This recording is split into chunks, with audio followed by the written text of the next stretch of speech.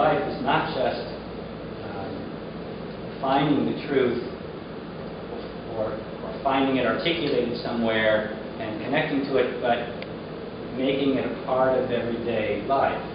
And I can't help thinking of an example of that being like a prayer life or a meditation practice that happens on a daily basis. Right?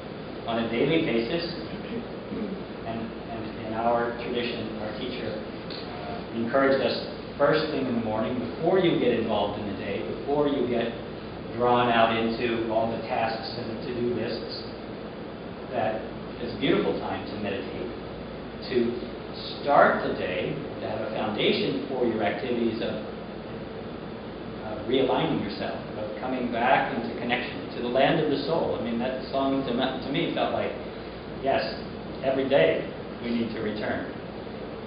And of course, it's beautiful to have a particular time of year to highlight that concept. But it's also interesting to think about that as a concept that can be a part of every day. Right? Rabbi used to often say that when he wakes up in the morning, he starts out by saying, "I'm alive," right? And exclaiming, "I'm alive." Somehow God deigned to keep me alive yet again, yet another day.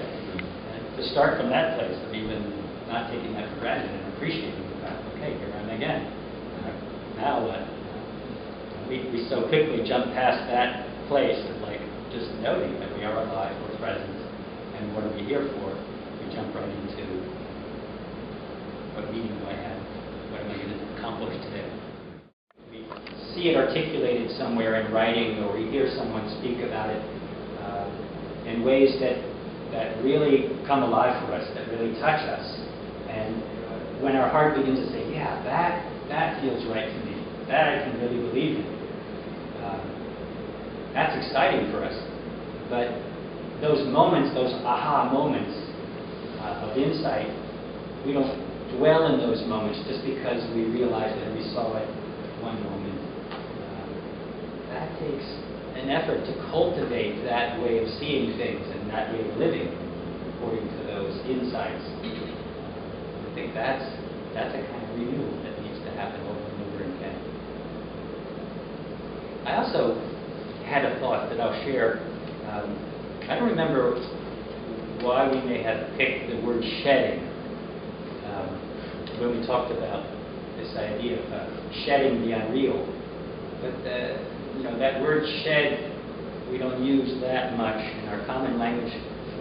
One association with it is the way a snake sheds its skin, or an animal sheds a clothes, like a casing, or I guess some kind of skin, some kind of external limiting element that holds it back. I think this idea of an unreal is an aspect, is a way that we've defined ourselves or enclosed ourselves, you could even say imprisoned ourselves by certain ideas about how we are and how we should be, about how the world works, about how happiness happens. Those things are so deeply ingrained in us from our culture and from our habitual thinking that it's not easy to simply let go of that and live in a different way, live in a different reality.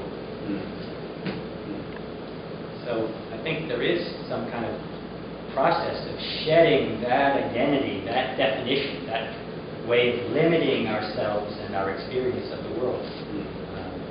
And what I also like about the image of a snake shedding its skin is it doesn't need to acquire something before it can shed the skin. Right? What's there to live in once the skin is shed is already present. I think that's a beautiful thing for us, because I think our culture so much teaches us to believe that we need to acquire something or arrange for something in order to let go of something else.